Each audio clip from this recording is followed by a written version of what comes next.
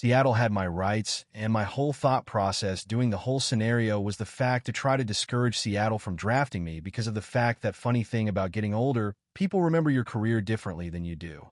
They remember the long runs, the touchdowns, the star on the side of the helmet. They remember the night in Minnesota I took the ball from my own 1-yard line and somehow got it 99 yards down the field. I remembers them things too, but they're not always the first things that come to mind. Sometimes I recall the silence. Locker room following a loss. Men sitting there with tape still around their ankles staring at the floor because nobody had anything useful to say.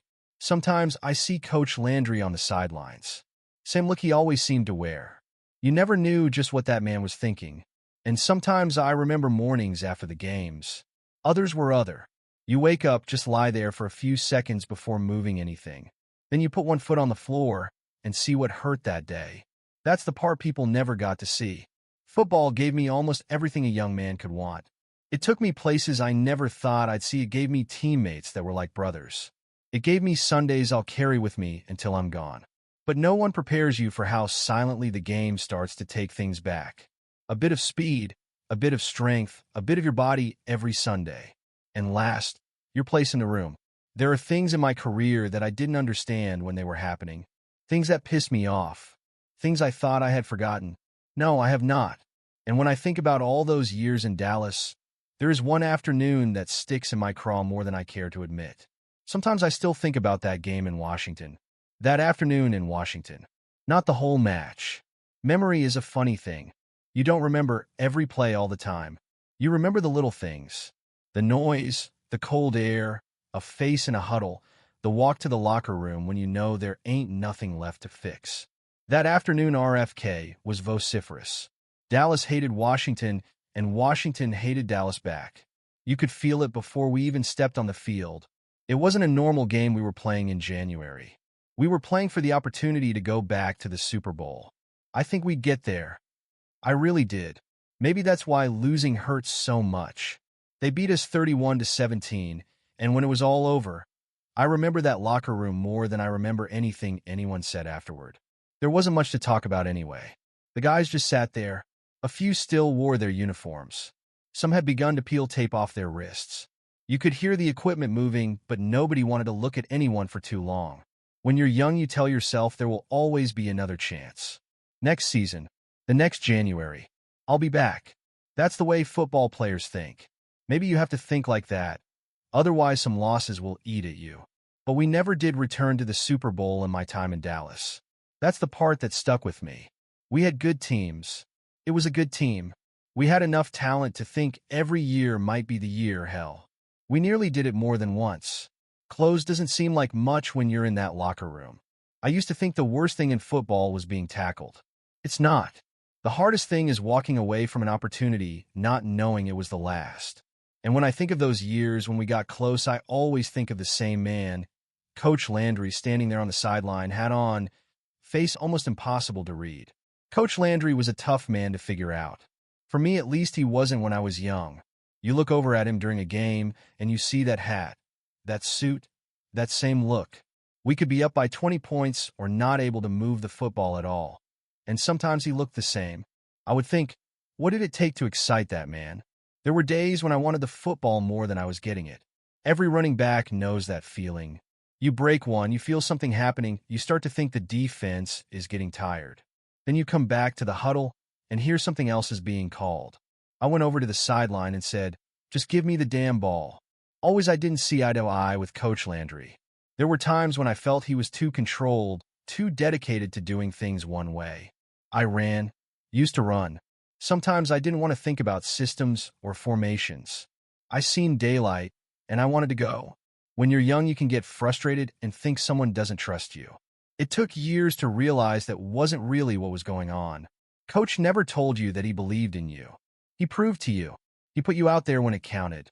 He thought you knew what your job was. He expected you to take care of the football.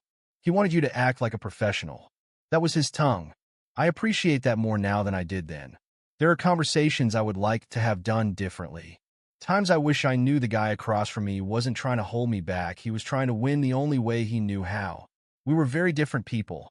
Maybe that's why I remember him so well. I can still see him standing there. I can still hear that voice of calm. The football around him was a mess, but he never seemed to become part of the mess. A coach could get you ready for just about anything that might happen on Sunday.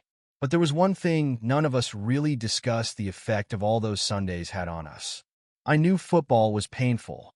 Everyone who played knew that. You didn't need a doctor to tell you. Your body told you every Monday morning. There were days I'd wake up and lay in bed for a minute. Not that I wanted to sleep longer. I was trying to see what hurt before I tried to stand up. A shoulder, an ankle, a knee. Sometimes it felt as though the world was complaining all at once. But when you're young, you don't think much about what that means 20 years or 30 years down the road. You tape it on. You receive treatment. And then it's Sunday again. I used to be a back. My job was to take the football and run to our men who were trying to knock me backwards. Sometimes I'd get away scot-free. Usually someone eventually found me. 99-yard run is remembered by people. They can't remember all the runs where someone drove a helmet into my body after 4 yards. I didn't think much of those either. Not then, at least. The things became harder to ignore. Years later, sometimes I would forget something I knew I was supposed to remember. My train of thought would be lost. Sometimes my temper would change faster than I could tell.